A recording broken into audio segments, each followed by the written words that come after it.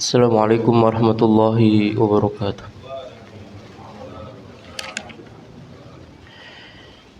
Alhamdulillahirabbil alamin. Alhamdulillahilladzi hadana li hadza wa ma kunna linahtadiya laula an hadanallah. Asyhadu an la ilaha illallah wahdahu la syarikalah wa asyhadu anna Muhammadan abduhu wa rasuluh.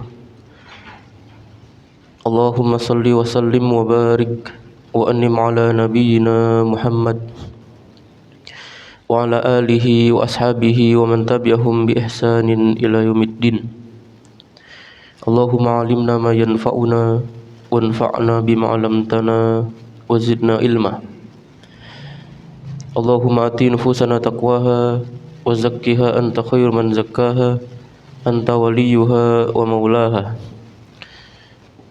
Amma ba'du, masyaallah muslimin, jamaah yang dimuliakan Allah Subhanahu wa taala. Alhamdulillah, puji syukur kita panjatkan kehadirat Allah atas seluruh limpahan karunia dan rahmat yang telah Allah berikan kepada kita. Semoga ini menjadi wasilah, ya, sarana kita menjadi penghuni surganya Allah Subhanahu wa taala. Masyaallah muslimin yang dimuliakan Allah, insyaallah kita akan melanjutkan pembahasan kita di dalam fikih, ya, tentang hal-hal yang berkaitan dengan tata cara salat, gitu ya. Tentang tata cara salat. Di awal disebutkan tentang hadis-hadis Nabi Shallallahu Alaihi Wasallam, ya, yang berkaitan dengan bagaimana para sahabat itu menjadi tonggak untuk menyebarluaskan ilmu-ilmu yang dulu Nabi SAW ajarkan kepada mereka. Maka di awal di sini disebutkan dalam sebuah hadis yang disampaikan dari Abdullah bin Ghanam, anna Abu Malik al-Ash'ari jama'a qaumahu, bahwa Abu Malik al-Ash'ari mengumpulkan kaumnya.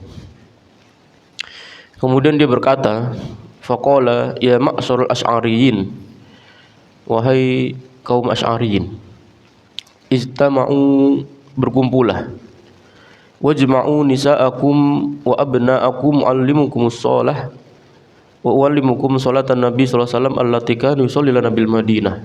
Berkumpullah, ajaklah anak-anak dan istri-istri kalian, aku akan mengajarkan kepada kalian tentang salat Nabi SAW yang dulu kita diajarkan oleh Nabi di Madinah. Jadi menunjukkan memang perintah salat itu diturunkan ketika di Madinah. Di Mekah salat, ya. Di Mekah itu sudah ada salat, tapi salat malam. Ya, salat malam itu wa minal laili fatahajjad bi nafilatan laka asa ya baqasar buka maqama mahmuda, dan seterusnya itu, ya, itu pertama kali duluan turun di Mekah. Tapi perintah untuk salat itu ketika peristiwa Isra Mi'raj itu baru diperintahkan ketika Nabi SAW di Madinah. Ya, ini menunjukkan bagaimana memang perintah salat itu bukan perintah yang sembarangan, karena memang ketika di fase Madinah itu fase di mana kaum muslimin sudah memiliki iman yang kuat, sudah memiliki pondasi yang kuat terhadap keyakinan mereka kepada Allah. Maka berkumpullah kaum Asy'ariyin ini. Kemudian fatawaddu'a wara'ahum kaifa yatawadda. Kemudian Abu Malik al-Asy'ari ini mencontohkan kepada mereka tentang bagaimana cara berwudu. Yang pertama dibuka itu adalah berwudu dulu. Dicontohin nih, gimana sih cara wudu? Gitu ya. Fa ahsal wudu'a ila amakinihi hatta fa'al fai wa inkasara dhillu qama fa'adzana. Maka kemudian dicontohkanlah wudu itu mulai dari awal sampai akhir, ya, membasuh seluruh anggota badan. Sampai kemudian afa al-fai wan kasara dhilla fa qama tu'adzana, sampai bayang-bayang terlihat berdiri dan mengumandangkan azan. Ini salat zuhur, ya. Fasafar rijalu fi adna saffi. Kemudian laki-laki ini dibariskan di paling depan. Ya, laki-laki dibariskan di paling depan. Wasaffil wildani khalfahum. Kemudian di belakang saf anak-anak. Ya, anak-anak di belakang. Wa saffan nisa'i khalfal wildan. Dan saf perempuan ada di belakang. Gitu ya, jangan dibalik nih. Jangan dibalik, jangan diotak-atik. Ya, karena memang dari dulu kayak gitu. Ya, laki-laki di depan, belakang anak-anak, belakangnya lagi perempuan.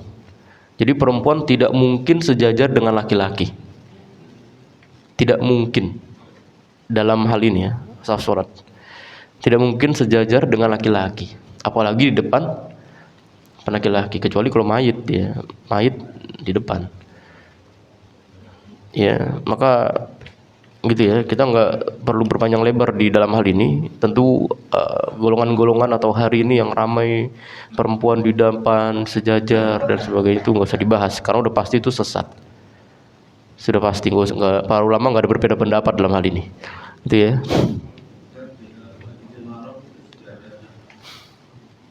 Di mana? Mana sejajar? Nggak ada sejajar. Di belakang nah. Iya, karena beberapa keadaan mah ini ya, karena darurat dan sebagainya. Di Masjidil Haram juga,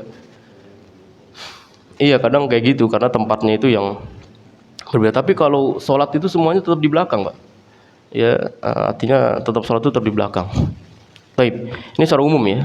Secara umum artinya bukan menjadi dalil kita untuk kemudian membenarkan perempuan yang safnya itu di depan dan sebagainya.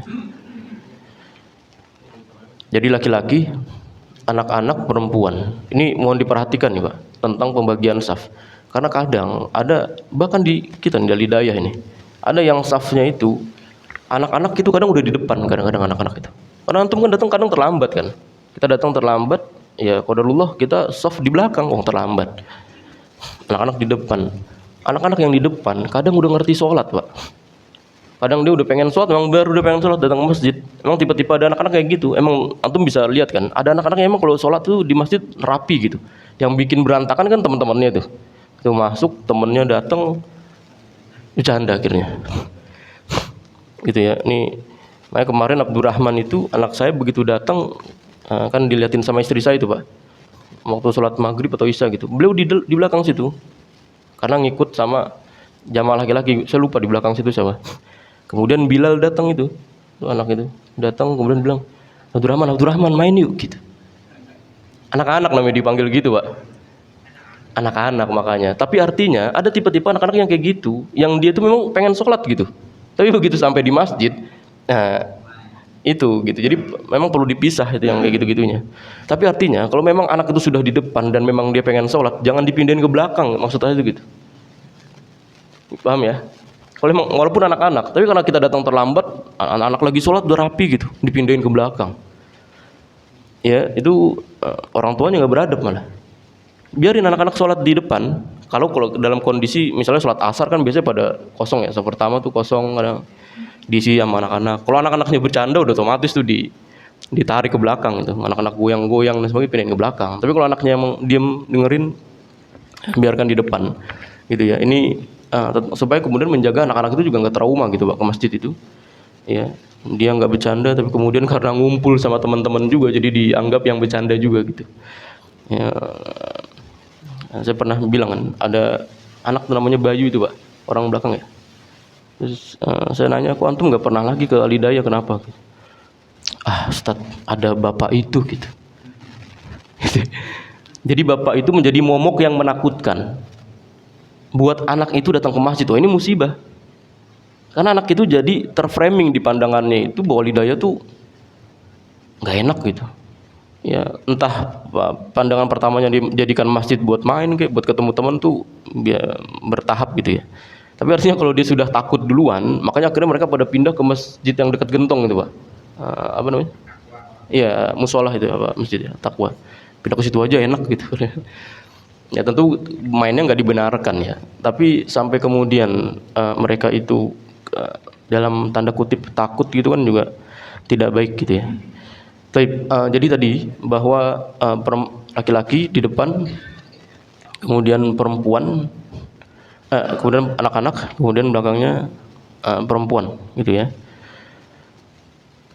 Kemudian begitu di saf diurutkan seperti itu, dijejerin gitu ya. Dan saf ini juga mohon diperhatikan ya. Di saf ini kadang ada yang kaki antum tuh panjang gitu ya. Dan kaki antum panjang, ada yang sholat pakai kursi. Nah, kalau sholat pakai kursi, maka yang didudukin itu adalah kaki bangku yang paling belakang. Nah, Bapak pakai kursi kan rata-rata. Berarti yang didudukin yang bangku yang paling belakang. Jangan yang bangku depan didudukin di sini. Karena belakangnya pasti ketutupan kan. Ya, jadi yang didudukin adalah kaki bangku yang belakang didudukin di saf pertama. Gitu ya. Jadi sholatnya dia kayak kelihatan agak maju karena duduk di kursi. Ya, dan kaki-kaki yang kemudian kadang-kadang kaki kita panjang, ada yang panjang, ada yang pendek gitu ya. Tapi ya dirapatkan gitu, dirapatkan dan kemudian diluruskan. Karena kadang ada yang majuan, makanya istawu sufufakum itu lurus dan rapatkan itu bukan cuma rapat tapi lurus juga gitu. Dia nggak ada yang ke belakang, kadang kan udah ada ya ini, kadang sudah ada tanda-tandanya. Kadang tumit kita tuh kadang ke belakang sebagainya. Ya itu kadang mengganggu orang sholat di belakangnya gitu. Ya, orang sholat terlambat di belakang di saf kedua itu kan kadang mau sujud itu kena kaki kah, atau kadang terlambat bangun senggol dan sebagainya. Kalau nggak mau rapat biarin Pak. Kita fokus ke rapat, dan rapat itu ke imam ya. Jadi antum misalnya di sana pojok, di sana pojok, maka rapatnya ke sini gitu, jangan ke sono. Rapatnya kita ke sini. Perkara dia nggak mau rapat terserah. Ya tentu kita pertama udah bilang kan rapatin. Tapi kalau misalnya dia nggak mau rapat ya udah, kalau dalam sholat masa kita mau kakinya lebar-lebar gitu kan, enggak lah. Iya, narik gitu nggak apa-apa. Gitu Pak. Jadi kalau itu kita rapat ke imam gitu. Yang belakang pun sama, yang ketiga juga sama, gitu ya. Maka perkara saf itu tadi, karena kadang kalau kita sholat saf renggang juga kan nggak enak gitu. Kadang kakinya langkahnya itu digede-gedein gitu supaya biar rapat gitu ya. Kadang nggak perlu juga. Kadang kalau emang dia nggak mau, biarin aja. Kita fokus rapat ke orang yang berada dekat dengan imam. Jadi ngerapat gitu. Taib. Nah, itu saf. Kemudian faqara bi fatihatil kitab wa suratun yusirruha. Kemudian membaca Al-Fatihah. Ya, Al-Fatihah ini harus dibaca. Wa suratun yusirruha, dan baca surat dengan suara pelan. Ini maksudnya konteksnya salat zuhur ini ya. Kayak salat zuhur. Ya. Tsumma kabbaru faraka. Kemudian si Abu Malik Al-Asy'ari ini bertakbir kemudian ruku. Ya. Kemudian dalam rukunya dia mengatakan faqala subhanallahi wa bihamdi salasa marrat. Yang membaca subhanallah wa bihamdi 3 kali. Tsumma qala, kemudian dia berkata lagi sami'allahu liman hamidah. Dia sami'allahu liman hamidah. Bukan sami'allahu liman hamidah. Sama atau beda? Beda ya. Bukan sami'allahu liman hamidah. Salah. Sami'allahu liman hamidah. Pakai ha mim da ha. Hamidah gitu ya. Kadang kita keseringan dengar salah gitu. Ada salat ya, kakek-kakek biasanya kakek-kakek emang kalau lagi sholat itu karena ini ya, sami Allahu liman hamidah.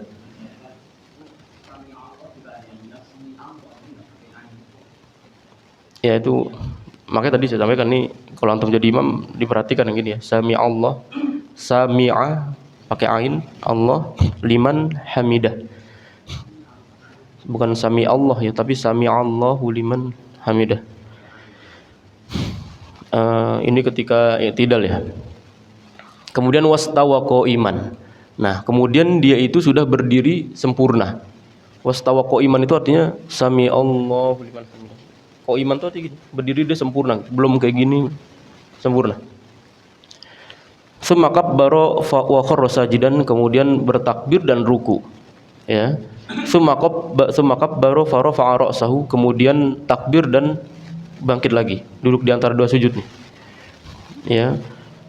Kemudian tsumma kabbara fasajada, kemudian takbir dan sujud lagi. Tsumma kabbara fantahadha qa'iman, kemudian dia bertakbir dan bangkit lagi berdiri. Seperti kita salat. Fakana takbiruhu fi awali raqatat sita takbirat. Ya. Dan takbir di rakaat pertama itu Berapa kali? Takbir di rakaat pertama berapa kali? Yang pertama, takbiratul ihram. Kita udah mau siap nih, Bang. Allahu Akbar pertama kan. Kemudian ruku dia. Allahu Akbar. 2. Sami Allahu liman hamidah, enggak. 3 mau sujud. Allahu Akbar. Kemudian duduk di antara 2 sujud. Allahu Akbar. Berapa? 4. Kemudian sujud lagi.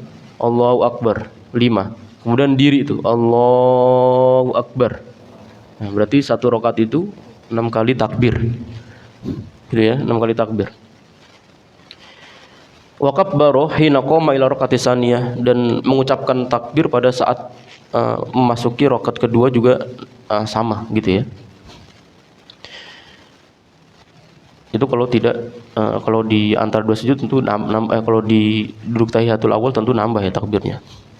Tapi kemudian falamma qada salatahu, dan ketika sudah selesai salat, aqbala ila qaumihi biwajhihi. Kemudian si Abu Malik Al-Asy'ari, jadi utusan seorang sahabat ini ngajarin ke kaumnya itu, dia balik ketika sholat. Ya, jadi maksud balik itu balik badan ya, kan ngadap kiblat kemudian balik badan. Nah, ini nanti ada beberapa keadaan itu. Ada yang imam itu langsung balik, ada yang diam dulu, ada yang sebentar nggak balik-balik lagi, artinya menghadap kiblat terus gitu ya. Itu juga berdasarkan dari apa yang dia contohkan oleh Nabi SAW. Kadang kalau Nabi itu ada sesuatu yang memang harus disampaikan, kadang Nabi itu begitu selesai sholat langsung balik gitu. Misalnya menyampaikan apa gitu kepada para sahabat itu langsung balik. Tapi kadang juga diam dulu beberapa saat kemudian langsung balik gitu ya.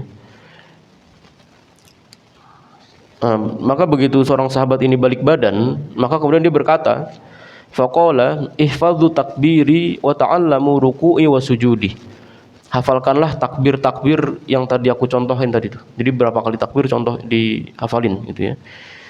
Wa ta'allamu ruku'i wa sujudi, dan pelajarilah ruku dan sujudku.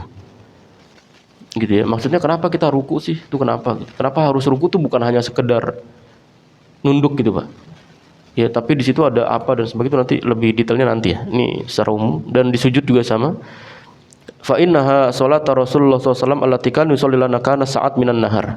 Dan salatnya Rasulullah SAW yang dulu ngajarin kami itu adalah di siang hari seperti ini. Jadi salat zuhur. Summa inna Rasulullah SAW lama qada salatahu aqbala ilan nasi biwajhihi. Kemudian Nabi SAW begitu selesai salat, ya Nabi menghadap kepada para sahabat dan bersabda, ya ayuhan nas isma'u wa'qilu wa'lamu annallaha ibadan laisu bi anbiya'i wala syuhada. Wahai orang-orang, wahai kaum muslimin gitu ya, dengarkanlah dan pahamilah, wa'lamu, dan juga dan ketahuilah gitu. Jadi yang diinginkan sama Nabi bukan cuma antum dengerin ya gitu, bukan, tapi antum disimak gitu maksudnya. Wa'lamu wa'qilu itu artinya dengerin dan disimak.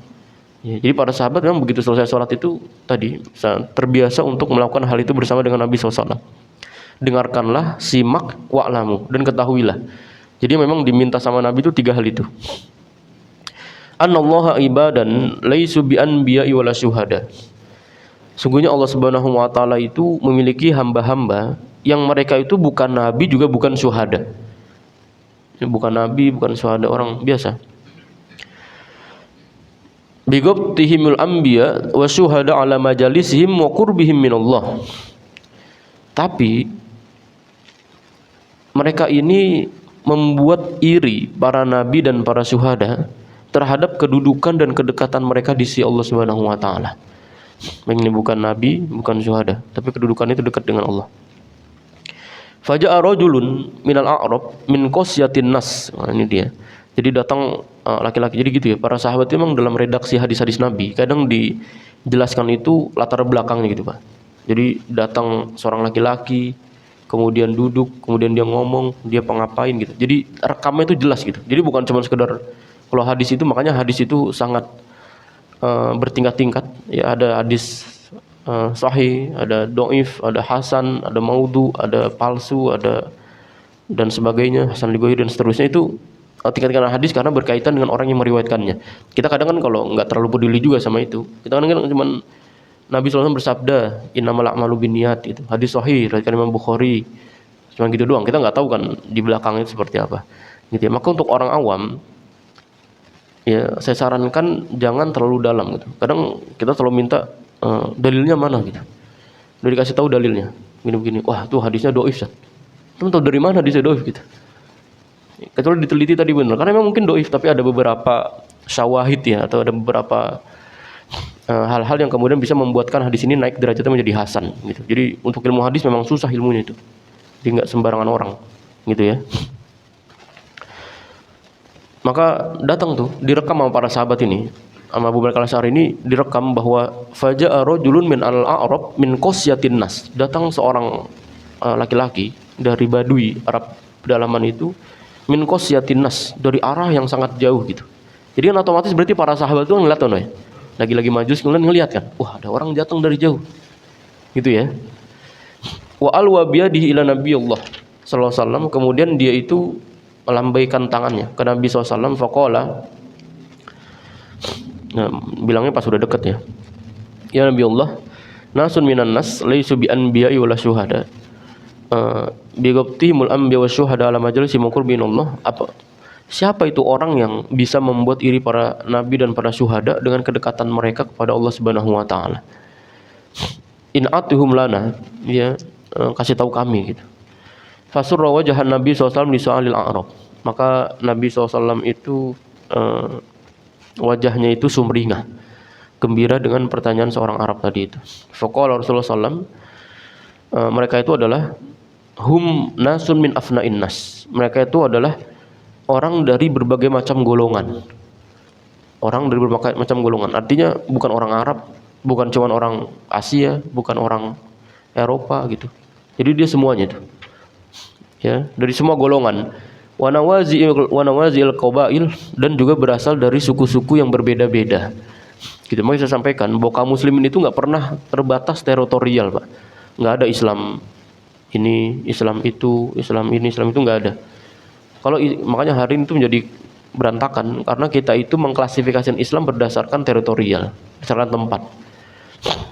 Ya, Islam Indonesia, ya, Islam Nusantara, ya, kemudian ada Islam Eropa, kayak Islam Cina, Islam itu malah justru membuat kaum muslimin terpecah-pecah gitu. Ya, dengan membuat adanya statement-statement kayak gitu. Ya, madaratnya lebih besar daripada maslahat yang kemudian ditimbulkan dari kalimat Islam Nusantara, gitu ya. Jadi tidak ada, Islam itu tidak terbentur teritorial, tempat, bahasa, warna kulit, itu nggak ada. Untuk warna apapun sama, sholatnya ngiblatnya sama gitu ya, dan sholatnya pun sama. Kemudian wanajawil qabail lam tasil bainahum arham mutaqarribah, dan mereka juga tidak ada ikatan kekerabatan. Bayangkan ya, itu bagaimana Nabi SAW itu pertama kali memang menciptakan persaudaraan itu, nggak ada punya hubungan apa-apa, tapi membantu. Antum lihat di Palestina itu, Pak. Di Palestina itu mereka nggak kenal satu sama lain. Jadi walaupun mereka dari Gaza gitu, tapi kan dari Gaza kan bukan cuma satu distrik ya, bukan cuma satu desa doang, banyak gitu. Emang kenal, makanya beberapa jurnalis itu mengatakan, saya tuh heran melihat orang-orang Islam yang ada di Gaza ini. Mereka nggak kenal siapapun, tapi kalau dalam kondisi susah, mereka punya roti, dibilangnya roti gitu, mereka pasti akan ngasih ke orang yang nggak dikenalnya gitu. Padahal dia juga butuh gitu. Nah itu namanya isar kan. Kita tahu kan, mendahulukan orang lain walaupun kita butuh. Itu tercipta di kayak gitu. Karena kaum muslimin tadi dia nggak pernah terikat apapun. Orang Indonesia pun juga sama. Kita mencontohkan itu juga, gitu ya. Karena berdasarkan di bawah payung Islam, bukan payung negara, juga bukan payung bahasa, gitu ya. Karena kalau payung negara itu otomatis beda-beda, karena di setiap negara punya budaya, setiap negara punya ini. Maka yang dicontohkan sama Nabi pertama kali ketika mereka datang ke Madinah adalah mempersaudarakan. Tentang perbedaan orang Madinah, orang Ansor dan Muhajir itu sangat jauh banget kan, betul kan? Yang paling mencolok itu adalah ekonomi, Pak, betul kan? Orang Madinah aja secara ekonomi itu nggak kaya banget gitu, karena mereka berpangkunya itu bersandarnya itu ekonomi itu kan dari perkebunan, karena Madinah itu dekat Yasrib itu kan kota, tanahnya itu gembur gitu, bisa ditanam sesuatu. Berbeda dengan Mekah. Maka Mekah itu mata pencahariannya adalah berdagang, dari ekonominya beda. Nah, kemudian dalam kondisi yang mereka itu nggak kaya-kaya banget, walaupun ada orang kayanya, tapi nggak banyak, karena mereka berkebun kan. Dalam kondisi yang seperti itu harus kedatangan orang baru, coba, paham ya? Kan pasti jadi masalah di bidang ekonomi itu, Pak, betul kan? Jadi antum jadi nyusahin lagi, orang kita kayak gini aja susah, antum lagi datang, kan gitu. Tapi karena Nabi mengawalinya itu dengan iman, ya, dengan iman, maka kemudian mereka itu bahkan bukan hanya sekadar pekerjaan, istrinya aja bisa mereka cerahin. Kenapa? Karena mereka bukan dibangun sama Nabi berdasarkan negara. Wah, kita sama-sama orang Arab nih, ayo bangun gitu. Enggak. Kalau sama-sama orang Arab, yang bukan Arab tersinggung. Ya, Abu Dzar Al-Ghifari itu dari Ghifar. Banyak ya. Kemudian ada yang dari banyak para sahabat itu juga yang kemudian dari luar Mekah dan Madinah gitu. Mereka akan tersinggung. Maka ketika Nabi mempersaudarakan itu dibangun di atas keimanan gitu. Jadi persaudaraan kita itu iman. Kalau kita, makanya banyak hadis-hadis Nabi yang menjelaskan kalau kita enggak terbesit ya, atau tergerak hati kita dengan kondisi yang menimpa saudara kita itu, yang paling banter itu kan dengan pakai hati. Kalau hati kita juga enggak tersentuh, maka Nabi mengatakan fahadza ad'aful iman. Ini iman yang paling rendah kan. Antum melihat kemungkaran nih, rubah tuh pakai kebijakan. Kalau antum orang punya kekuasaan, rubah pakai kebijakan. Kalau nggak bisa, turun lagi. Kalau nggak bisa, turun lagi sampai terakhir pakai doa. Kalau doa juga kita nggak ngedoain kebangetan itu. Iman itu dipertanyakan. Gitu. Itu tentang bagaimana Nabi SAW itu mempersatukan para sahabat ya dari satu negara ke negara yang lain. Ya, kemudian tidak memiliki hubungan kerabatan, tahabbu fillah wa tasafu, ini dia. Di mana mereka itu saling berbaris sholat dan mereka itu saling mencintai dan saling berbaris dalam sholat itu. Jadi tadi warna kulit nggak ada masalah, ya, tinggi badan, bahasa, semua sholat sama. Antum di sebelah, kalau sholat di Mekah kan gitu kan, antum nggak bisa milih kan sholat sama orang Indonesia kan. Kadang kita sholat ya di sebelah orang Afrika yang hitam, kadang sebelahnya lagi orang Eropa yang putih udah jomplang gitu. Tapi sholat sama, ya. Kemudian ya Allahu lahum yaumal qiyamah manabir min nurin fayujlisahum 'alaiha. Allah Subhanahu wa taala akan memberikan kepada mereka mimbar ya, panggung pada hari kiamat untuk mereka. Fayaj'alu wujuhahum nuran, dan Allah menjadikan di wajahnya itu cahaya, wasyabahum nuran, dan pakaiannya cahaya. Yafzi'un nas yaumal qiyamah, yang membuat orang-orang itu terkejut, ya, wala yafzi'un, dan mereka itu tidak terkejut, tapi yang membuat orang-orang itu terperangah, ini siapa gitu. Hum auliyaullahul ladzina la khaufun 'alaihim wa lahum yahzanun. Ini hadis yang disampaikan Imam Ahmad dan Imam Hakim, ya, hadisnya sahih. Kemudian hadis yang kedua, hadis dari riwayat Bukhari dan Imam Muslim. Hadis sahih disampaikan Imam Abu Hurairah radhiyallahu anhu, qala, kata Abu Hurairah, dakhala rajulun al masjid fa shalla. Ada seorang laki-laki yang datang ke masjid, datang masuk sholat. Summa ja'a ila Nabi sallallahu alaihi wasallam. Kemudian begitu selesai sholat, orang tadi ini datang ke Nabi kan. Dia mengucap salam, assalamualaikum gitu. Faradda alaihi salam, kemudian Nabi menjawab salamnya, waalaikumsalam, wa qala, dan Nabi berkata, irji fa sholli fa innaka lam tusolli. Ya, mohon maaf Mas, sholat lagi gitu. Tadi antum belum sholat gitu. Pokoknya orang ini kaget kan. Faroja, kemudian orang ini kembali lagi, karena yang nyuruh Nabi, Pak, gitu ya. Coba yang nyuruh sahabat yang lain, gitu. Pasti berdebat dulu gitu. Ya, karena yang nyuruh Nabi langsung tanpa banyak nanya gitu. Maka di sini disebutkan faroja. Jadi begitu Nabi bilang irji fasolli fa inna kalam tusolli, antum sholat lagi, antum belum sholat gitu. Sahabat ini kan nggak nanya kan, nggak, loh, tadi Nabi baru sholat Rasulullah gitu. Didebatin Rasulullah enggak gitu. Ya, kadang adabnya para sahabat sama Nabi itu kayak gitu. Kalau diperintahkan sama Nabi langsung jalan, nggak nanya gitu. Kenapa ya saya sholat lagi ya Rasulullah? Ditanyain kenapa, malah justru lama nggak dikerjain biasanya. Ya, maka dia begitu diperintahkan sama Nabi, faroja, dia langsung kembali. Fa fa'ala dzalika salasa marrat. Kemudian kayak gitu terus berulang sampai 3 kali. Kemudian orang ini berkata, wallazi ba'atsaka bil haqq ma uhsina ghairi hadza fa'alimni. Ya Rasulullah, sungguhnya aku sudah melakukan sholat itu sebaik-baik yang aku bisa lakukan. Ya, fa'alim nih, maka ajarilah aku salahnya di mana gitu. Kemudian kata Nabi SAW, idza qumta ilas sholati fakabbir. Kalau kamu lagi menegakkan salat maka bertakbirlah. Sama Nabi akhirnya dicontohkan dari awal. Kalau kamu salat maka pertama takbir dulu. Ya, fakabbir tsumma qra' ma tayassara maka minal Qur'an. Kemudian baca ayat yang ringan bagimu gitu ya.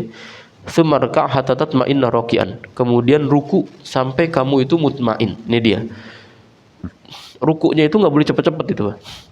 Sumarka hatta tatma'inna rakian. Kamu itu ruku sampai kamu itu mutmain. Mutmain itu tenang. Ya gitu, Allahu Akbar, ruku itu enggak buru-buru gitu ya. Subhana rabbiyal azim, subhana rabbiyal azim, subhana rabbiyal azim. Sami Allahu liman hamidah, enggak gitu. Dia itmi'nan itu artinya tenang, walaupun enggak usah lama juga, tapi tenang gitu. Dia enggak buru-buru. Makanya kalau berdasarkan hadis ini aja, salat tarawih 7 menit itu enggak bakal ada itu. Maka sholatnya itu tidak sah gitu. Kan gini, aneh juga makanya. Sholat tarawih itu hukumnya apa? Karena kan hukumnya sunnah, Pak. Artinya kalau antum nggak sholat pun nggak apa-apa gitu. Ini kan dibandingkan antum sholat cepat-cepat yang itu nggak sah dan cuman capek doang, kemudian nggak usah sholat. Hukumnya sunnah. Daripada kita sholat misalnya buru-buru saat ngejar waktu, ya antum nggak usah sholat aja, wong sunnah kok. Daripada antum sholat cepat-cepat gitu, Allahu Akbar, Allahu Akbar, Allahu Akbar, Allahu Akbar, Allahu Akbar. Assalamualaikum warahmatullahi wabarakatuh, Assalamualaikum warahmatullahi wabarakatuh, Allahu Akbar, gitu ya. Itu gak bakal ada. Kenapa? Karena Nabi mencontohkannya adalah itmi'nan, dia ruku dengan tenang. Sumarfa hatta ta'tadil qa'iman, kemudian dia berdiri lagi sampai sempurna berdirinya. Sumasjud hatta tatma'inna sajidan, kemudian dia sujud dengan tenang. Sujudnya itu tidak terburu-buru gitu ya. Dan sekali lagi bahwa tenang di sini enggak mesti harus lama ya. Ya kadang sedang lah, nggak terlalu lama juga. Sumarfa' hatta tatma'inna jalisan, kemudian duduk, bangkit ya sampai duduk dengan tenang. Sumasjud hatta tatma'inna sajidan, kemudian sujud lagi sampai tenang. Sumaf'al dzalika fi sholatika kulliha, kemudian lakukanlah seperti itu pada rakaat-rakaat seterusnya, gitu ya. Ini hadis sahih sampaikan Imam Bukhari dan Muslim. Wa hadzal hadis yusammal hadisu musiul fi sholatihi, dia hadis tentang kesalahan dalam salat. Maka dalam riwayat yang lain Nabi SAW juga menegur orang yang tadi irji fa inna kalam tusalli, itu buat orang-orang yang ketika wudu itu tumitnya enggak kelihatan. Ya, makanya Nabi SAW bersabda wailun lil aqabi minan nar.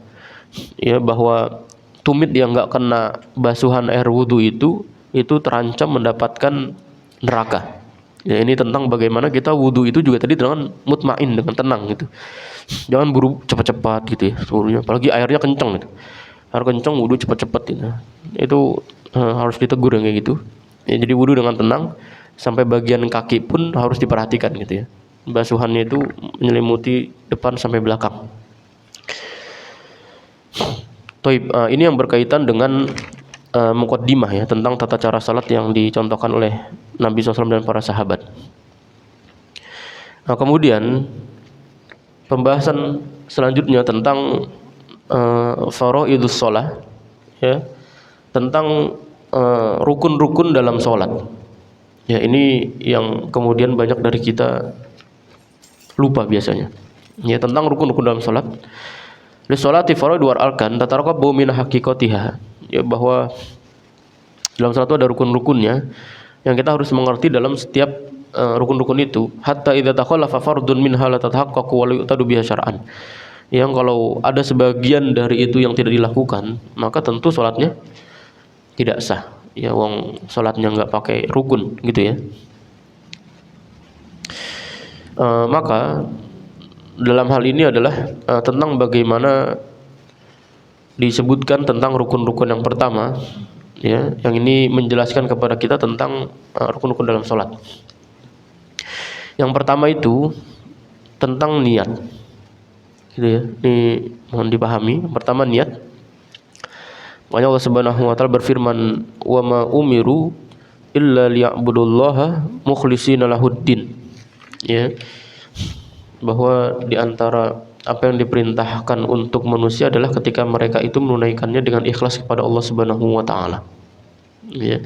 Jadi yang pertama yang harus diperhatikan tentang orang yang menegakkan salat itu adalah niat, dan nanti kita akan bahas tentang banyak perbedaan pendapat yang berkaitan dengan niat, ya. Khususnya adalah perbedaan apakah niat itu dilafazkan atau enggak dan sebagainya. Itu udah pembahasan yang sudah sering kita sampaikan gitu ya. Nabi SAW juga bersabda ya dalam hadis yang sudah sering kita dengar ya tentang niat, karena niat ini merupakan syarat sah salat ya, dan tidak sah seseorang kecuali dengan niat ya.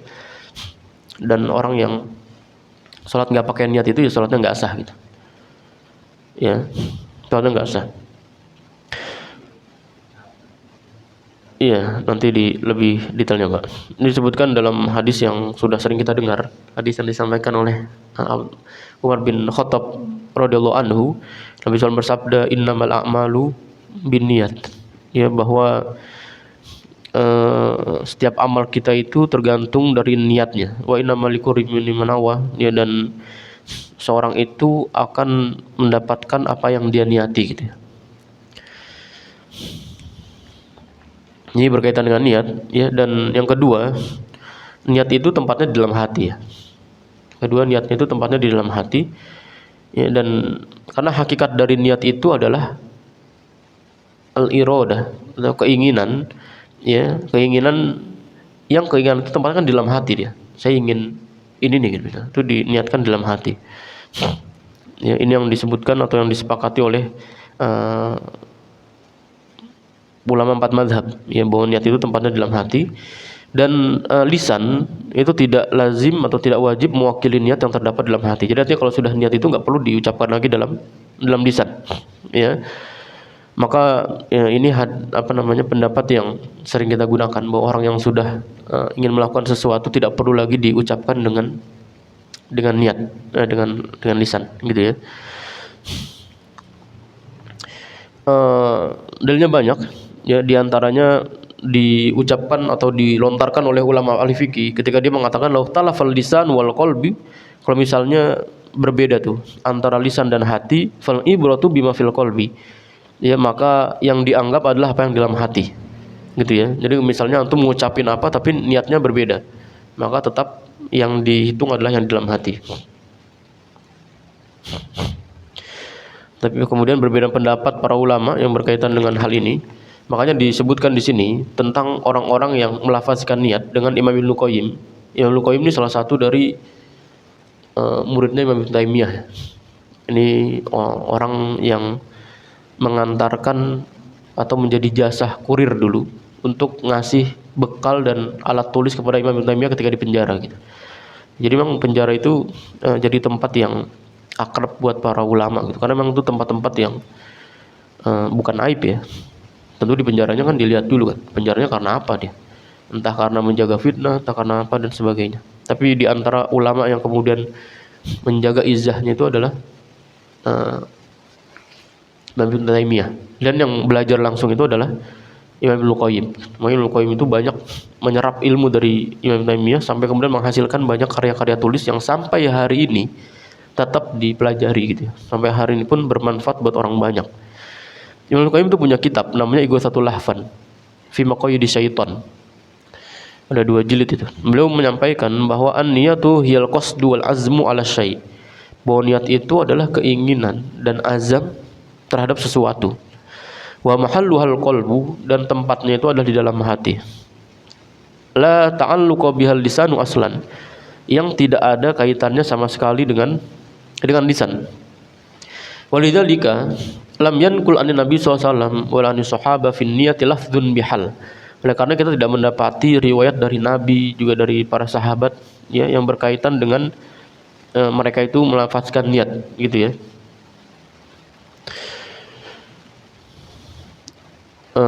Wa hadhil ibarah allati uhditsat anhu ittitau tahar was shalah qad ja'alaha syaitan mu'tarikan li ahli al-wasawisi yahbisum indahu wa yu'adzibuhum fiha. Nah, lafaz-lafaz yang sering diniatkan oleh orang ketika di dalam lisan itu adalah lafaz-lafaz yang justru menjadi anak-anak panah setan untuk meniupkan was-was di dalam diri seseorang. Itu pernah lihat Pak? Maka di sini disebutkan wa yuqihum fi talabi tashiha fatarahaduhum yukarriruha wa yajhadu nafsahu fi talaffuz. Kita melihat ya, kadang ada orang tuh kalau yang sudah melafazkan niat, misalnya salat itu ya. Usolli fardhu. Allahu akbar. Ulang lagi. Usolli fardhu, di lafaz yang saya enggak hafal itu lafaznya. Usolli fardhu apa gitu ya. Banyak, kemudian salat Allahu akbar. Dia ngerasa kayaknya niatnya belum sempurna, ngulang lagi akhirnya. Ya, kemudian salat lagi usolli fardhu Allahu akbar. Jadi diulang terus sampai kemudian niat itu mantap gitu. Imamnya padahal mah udah ruku gitu. Dia masih sibuk gitu ya. Maka yang dimasuki rata-rata oleh setan adalah menipukan waswas itu ketika diantaranya orang itu sibuk mengulang-ulang tentang niat gitu. Niat itu diucapkan terus dan sebagainya. Walaysat minas sholati fi syai', ya, dan salatnya malah justru membuat dia itu terganggu. Jadi ala kulli hal masalah muslimin yang dimakan Allah, bahwa dalam niat ini para ulama berbeda pendapat ya. Ada juga ulama yang membolehkan antum tuh melafazkan niat dalam rangka untuk melafazkan niat dalam lisan itu dalam rangka memantapkan niat atau pekerjaan yang antum sedang lakukan. Maka para ulama itu berbeda pendapat dalam hal ini. Yang pertama itu hukum orang melafazkan niat. Itu yang pertama hukumnya itu mustahab ya, atau dianjurkan. Ya, maksudnya di sini adalah walaupun Nabi itu tidak melakukannya, akan tapi perbuatan ini itu dianjurkan dalam rangka memantapkan niat. Ya, ini maka diambil oleh teman-teman kita dari Nahdlatul Ulama. Boleh boleh melafazkan niat ya untuk memantapkan hati gitu. Ya. Ini yang dianjurkan. Kemudian yang makruh, ada juga ulama yang makruhkan, dan ini dikatakan oleh sebagian mazhab Hanafi dan Imam Ahmad gitu ya. Maka kita itu pasti akan bilang bahwa melafazkan itu pasti bid'ah, karena kita mengambil pendapat yang ini. Kemudian ada juga pendapat yang mengatakan bahwa boleh dikerjakan ya, tapi meninggalkannya itu lebih utama. Ya, artinya kita mencari keutamaan. Jadi lebih baik nggak usah dilafazkan. Atau yang ketiga itu tadi, yang keempat itu adalah haram. Ya, atau kita menyebutnya dengan bid'ah gitu ya. Tidak disyariatkan melafazkan niat karena hal itu tidak dicontohkan oleh Nabi sallallahu alaihi wasallam. Jadi ada yang berbeda pendapat para ulama itu yang berkaitan dengan niat, tapi yang menjadi perhatian kita adalah tentang bagaimana kita itu bersikap terhadap orang yang melakukan berbeda dengan kita. Misalnya ada orang yang melafazkan niat gitu misalnya, ya udah, nah dia memang melafazkan niat selama memang tadi niatnya itu tidak mengganggu ya. Karena ada yang melafazkan niat itu yang sampai kenceng-kenceng gitu, usolli fardul maghrib salasa raka'atin istaqbilal qiblah dan lillahi ta'ala Allahu akbar, diucapin pakai mic kan nggak perlu. Namanya niat itu memantapkan, itu nggak perlu harus didengar sama orang gitu. Dia memantapkan hati dengan melafazkan niat itu, tujuannya untuk orang itu. Orang di sebelahnya mah nggak ada urusan gitu. Jadi nggak perlu dikenceng-kencengin gitu, biar tahu orang, nggak perlu. Jadi yang ringan gitu ya. Baik, itu sekiranya masalah muslimin yang dimuliakan Allah. Hal-hal yang pertama yang berkaitan dengan rukun-rukun sholat ya. Yang pertama adalah niat ya. Insyaallah kita lanjutkan lagi di pertemuan selanjutnya tentang hal-hal yang berkaitan dengan rukun-rukun sholat ya, karena ini menjadi hal-hal yang selalu kita temukan dalam kehidupan kita, karena tentu kita tidak pernah meninggalkan sholat ya. Maka hal-hal yang kemudian harus kita lakukan adalah kita mengetahui tentang hal-hal apa saja yang harus diketahui oleh orang yang menunaikan sholat. Wallahualam bishawab ya, ini yang sekiranya bisa kita sampaikan. Ini mohon maaf lebih cepat ya ya Pak.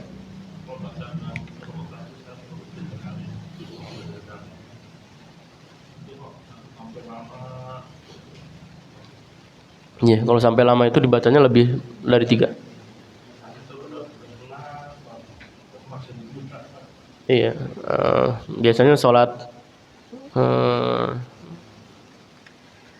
apa yang lama itu? Yang rukunya lama? Sholat gerhana biasanya. Gerhana itu lama ya Pak? Itu memang ada? Kalau sholat fardu nggak di... Nah, itu tadi berkaitan sama ruku. Ini sebenarnya pembahasan kita nanti belum sampai situ Pak. Tentang ruku nanti. Ruku itu ya, yang menjadi pembahasan kita itu hari ini tuh banyak imam itu rukunya lama karena nungguin orang. Jelas ya?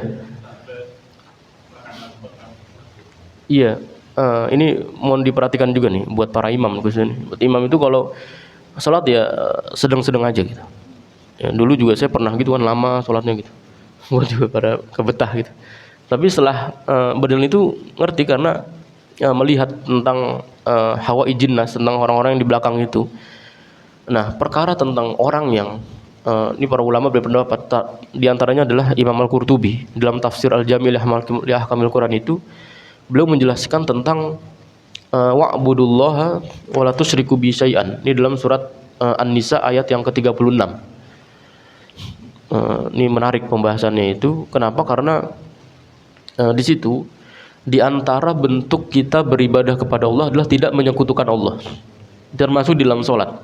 Nah, imam yang menunggu makmum itu datang untuk masuk ke dalam shaf itu termasuk dia berpaling dari tujuan dia menghadap Allah. Jelas ya? Mungkin saya bacakan secara ayatnya. Ini tentang ruku tadi, dan ini banyak saya dapati di masjid-masjid gitu ya. Ya berkaitan dengan imam tadi yang nungguin sholat. Ini tapi intinya seperti itu ya. Intinya bahwa orang yang ruku tadi panjang itu karena imamnya banyak membaca dan sebagainya. Tapi ya kalau ruku itu mungkin agak dikurangi gitu. Kalau sujud mungkin ya. Dan sujudnya Nabi SAW itu lamanya itu bukan cuma di akhir doang, Pak. Kadang kita itu sujud lama kan di akhir doang kan. Nabi itu sujud lama tuh di setiap sujud gitu. Kenapa? Karena Nabi itu selalu rindu dari sujud ingin sujud lagi gitu. Sujud lagi ingin sujud lagi. Ya kalau sholatnya 4 rakaat, sujudnya berapa kali kan? 8 kali kan. Ya, sujud lama. Kita sujud lama kadang di akhir doang gitu. Karena untuk menunggu sujud yang berikutnya, artinya sholat berikutnya gitu. Padahal Nabi itu kalau sujud lama itu di setiap sujudnya dia sujud lama. Tapi itu lamanya itu enggak yang lama banget gitu. Tetap kecuali di berbagai keadaan gitu. Misalnya ada Nabi yang sujud kemudian dinaiki sama Hasan dan Husain sampai membuat para sahabat itu dan sebagainya. Itu teknisnya kita bicarakan mungkin lebih detail nanti, Pak. Ya, berkaitan dengan ruku juga. Memang ala kulli hal tadi di dalam salat-salat tertentu seperti salat gerhana itu memang kita dianjurkan untuk memperlama ruku gitu. Jadi ruku yang di rakaat pertama itu lebih lama daripada yang kedua. Yang kedua lebih lama dari yang ketiga lebih lama daripada yang keempat gitu. Jadi berurutan lamanya itu. Kadarnya seperti apa, Ustaz? Ya kadarnya relatif ya. Dia enggak ya lama lah selama kita tuh terbiasa melakukan sholat gitu ya. Ini berkaitan dengan ruku. Adapun bacanya gimana Ustaz? Bacanya tadi diulang ya Pak, subhana rabbiyal azim wa bihamdi.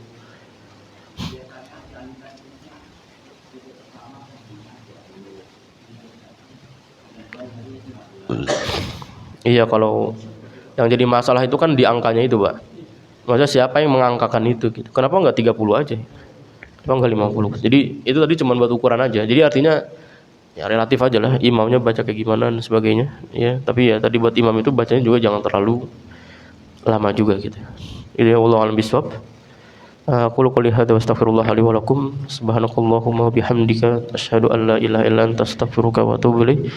Assalamualaikum warahmatullahi wabarakatuh.